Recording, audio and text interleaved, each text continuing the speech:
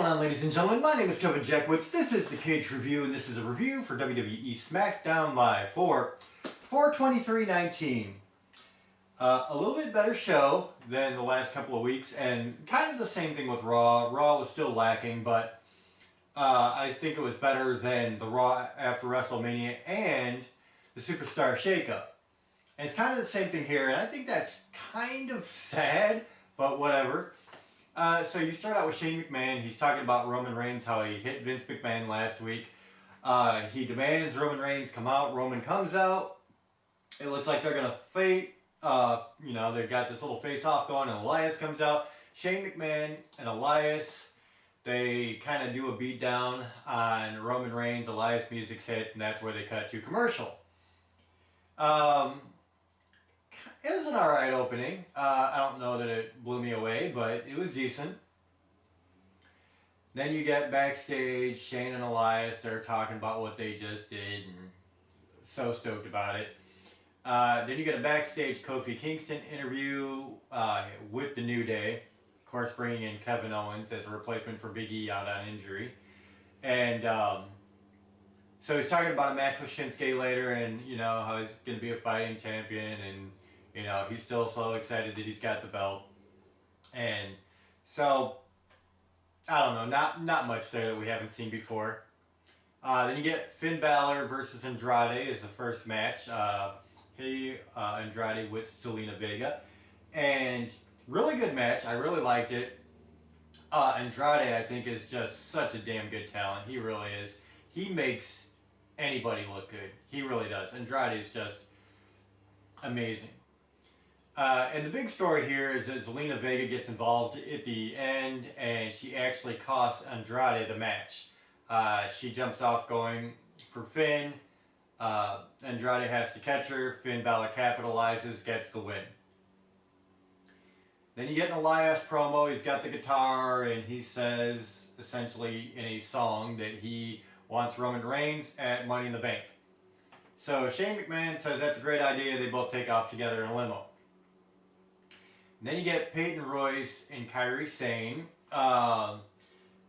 Absolutely, Iconics promos are just horrible in general. This was horrible for an Iconics promo. It was just bad, and the crowd turned on them very quickly. And they turned on them and turned on them. They were just booing the shit out of them, and you could tell it's not like heel heat. It's like, you guys legitimately suck. And that's all I'm going to say about that, because that's all they deserve. The match itself, exactly what you would think. Kairi Sane has to carry the match, and she does very good with it. I do love the Insane Elbow. It's cool. Very cool. So, Kairi Sane, she gets the win, and there you go. Rose and Deville come out. They do a mock clap for Asuka and Kairi Sane, because I guess they have some issue with Paige picking them. Then you get an Aleister Black promo. So apparently Aleister Black is now on SmackDown, even though it sounded like he was on Raw. Apparently they're still working out the fine kinks here. But Aleister Black, I'm a big fan of, and his wife, who is Zelina Vega, is on SmackDown, so it's reasonable that they would put him on SmackDown. So they're together apparently, and I mean, it was a decent promo. I mean, nothing spectacular about it, so it was there. I am a big fan of Aleister Black, though, so I'll just throw that tidbit. Jinder Mahal and Chad Gable is supposed to be the next match. Jinder's in the ring. Chad Gable comes out. Lars Sullivan comes out, destroys everybody. Chad Gable, Singh Brothers. So, there you go. R-Truth comes out like he's going to take on Lars Sullivan after what he did to R-Truth last week. Gets a few shots in, then gets demolished, of course. So, Lars Sullivan's a beast. Okay. Then you get Becky Lynch and Charlotte Flair. They're going back and forth with a promo in the ring. Pretty good promos this time. I've said that I think Becky Lynch is kind of one of those that can pull off really good promos sometimes, and then very average promos at other times. And this was a good promo. I really liked it. Her and Charlotte Flair, I think, is predominantly very good as a heel. She's got the shtick down, and her promos are pretty damn good as a heel.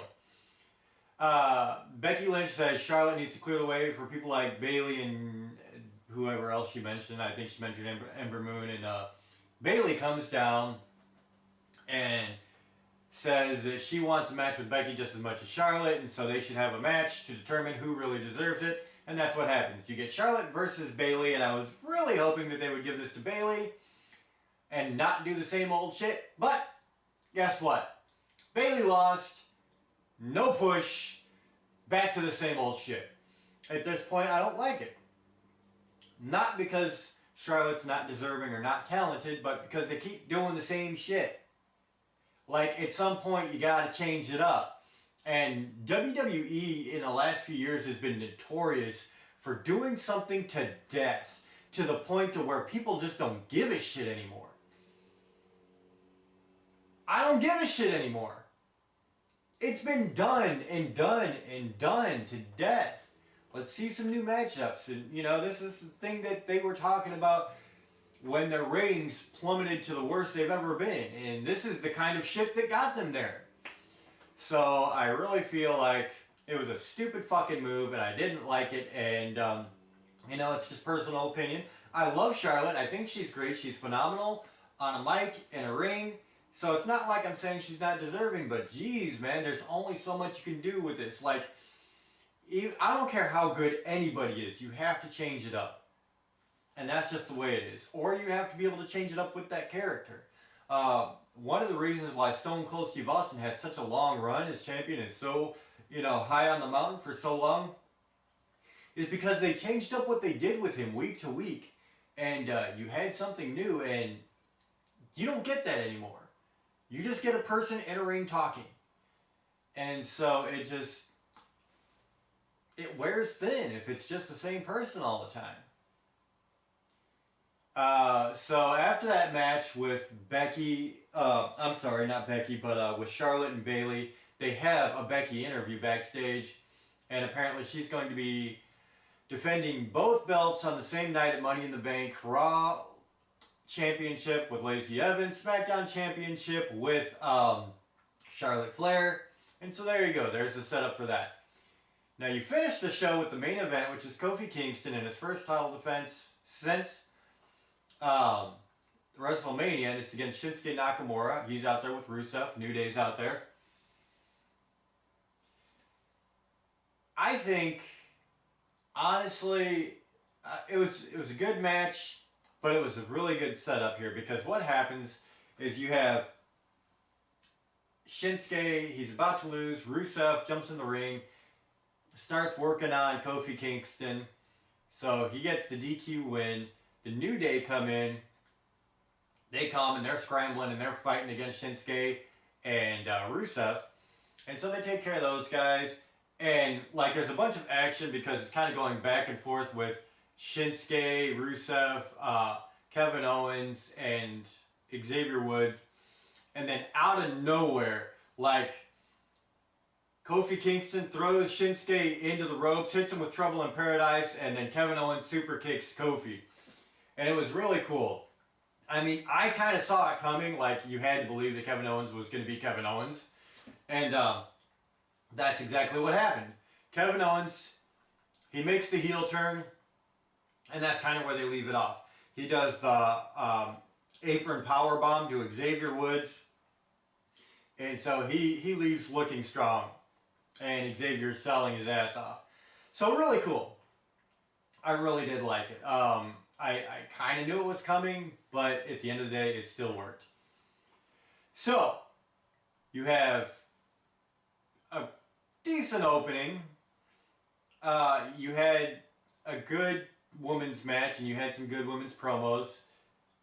I liked the end of it. So, I mean, honestly, this one, it had some low spots. But overall, it was pretty good. You had Finn Balor versus Andrade, which was good. The low spots to me are obviously the Iconics, just terrible. Lars Sullivan didn't do much for me. And yeah, there you go. So honestly, I thought it was much better than it has been in a while. Still some weak points to it. I'm going to give it a 6.5 out of 10. There was still a long ways they could have done with this, and a lot more they could have thought out, but had some good matches. And I think I'm going to give it a 7 out of 10. I'll give it a 7 out of 10. So that's where I'm at, yeah, because I did like the opening. I like the Finn Balor Andrade. I like the ending. Couple of good things in the middle. So there you go. Ladies and gentlemen, 7 out of 10. Let me know what you guys think in the comments. If you enjoyed this, hit the like button, subscribe, and share. My name is Kevin Jackowitz, Kaged Nation, out.